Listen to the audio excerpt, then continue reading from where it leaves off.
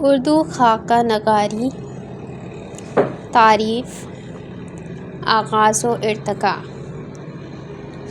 خاکہ نثری ادب کی ایک دلکش صنف ہے۔ اس کا آرٹ غزل اور افسانے کے آرٹ سے بہت مشابہت رکھتا ہے۔ مراد یہ ہے کہ افسانہ و غزل کی طرح یہاں بھی اشارے کنایہ سے کام لیا جاتا ہے، کیونکہ اختصار اس کی بنیادی شرط ہے۔ خاکے میں کسی شخصیت کے نقوش اس طرح ابھارے جاتے ہیں کہ اس کی خوبیاں اور خامیاں اجاگر ہو جاتی ہیں اور ایک جیتی جاگتی تصویر قاری کے پیش نظر ہو جاتی ہے۔ ایک چیز ایسی ہے جو خاکے کی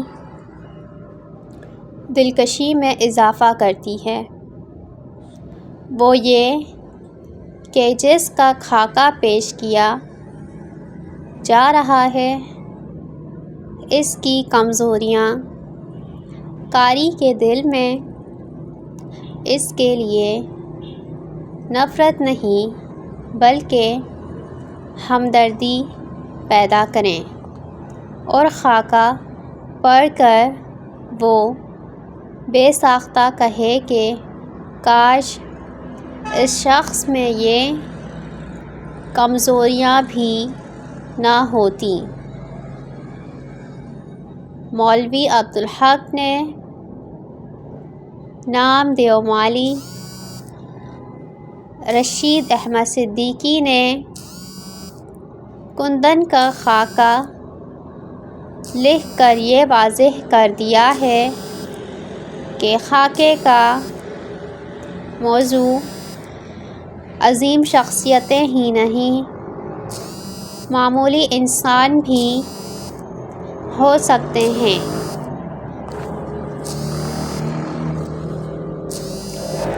اچھا برا، چھوٹا بڑا، امیر غریب، ہر طرح کے انسان کا خاکہ لکھا جا سکتا ہے، بشرط یہ کہ خاکہ نگار نے اسے ہر رنگ و روپ میں نزدیک سے دیکھا ہو۔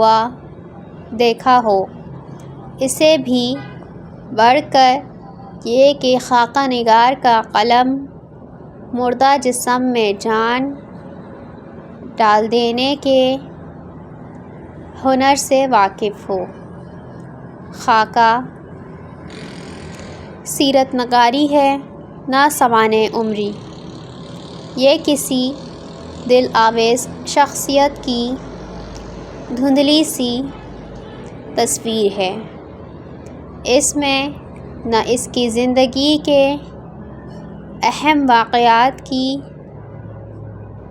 گنجائش ہے، نہ خاص تاریخوں کی، اور نہ زیادہ تفصیل کی۔ مصنف نے کسی شخص میں کچھ قابل ذکر خصوصیات دیکھی ہوں اور وہ انہیں دلچسپ انداز سے بیان کر دے تو یہی خاکہ ہے۔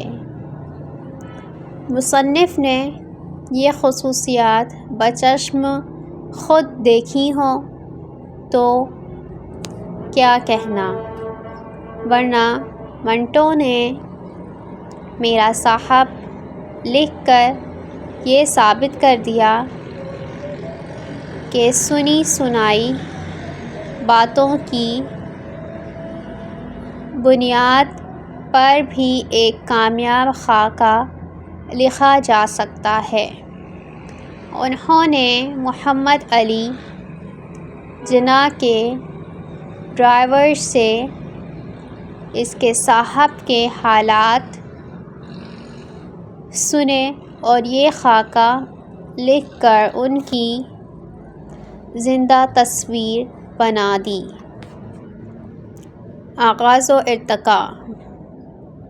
اردو میں باقاعدہ خاکہ نگاری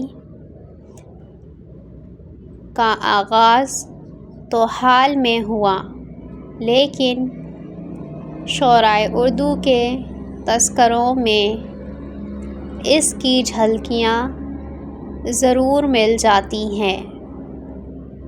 میر کے نکات الشعراء، مصحفی کے تذکرہ ہندی، شیفتہ کے گلشن بے خار، قدرت اللہ قاسم کے مجموعہ نغز اور سعادت یار خان کے خوش معرکہ زیبا کو مثال کے طور پر پیش کیا جا سکتا ہے، لیکن مولانا محمد حسین آزاد کی آب حیات ایک ایسی کتاب ہے جس میں بیسوں چلتی پھرتی اور منہ بولتی تصویریں نظر آتی ہیں۔ اسے تصویروں کا خوبصورت البم کہا جائے تو بجا ہے۔ اس لحاظ سے مولانا کی دوسری کتاب دربار اکبری بھی اہم ہے۔ انشا کی دریائے لطافت میں بھی چند شخصی تصویریں نظر آتی ہیں۔ عبدالحلیم شرر، مولوی نذیر احمد،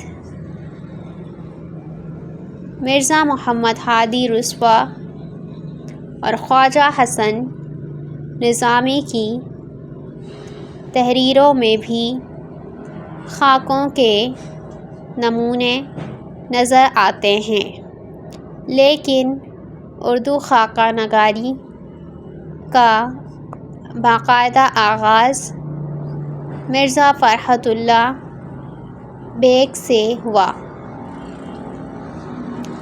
انہوں نے نذیر احمد کا خاکہ لکھ کر اردو میں خاکہ نگاری کی بنیاد ڈالی۔ اس کے علاوہ انہوں نے اور خاکے بھی لکھے۔ مولوی عبدالحق نے بھی اس طرف توجہ کی۔ مختلف شخصیتوں پر وہ مسلسل مضامین لکھتے رہے جو بعد کو کتابی شکل میں شائع ہوئے۔ رشید احمد صدیقی کو بھی شخصیات سے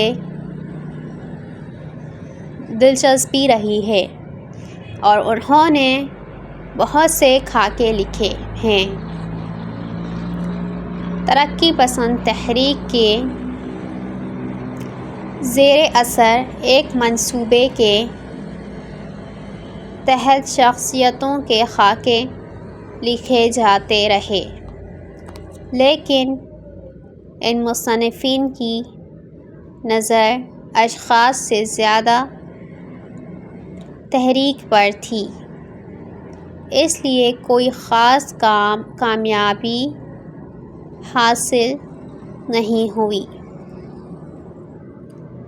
تاہم ان کی توجہ حقیقت نگاری پر رہی۔ عصمت چغتائی اور منٹو نے بھی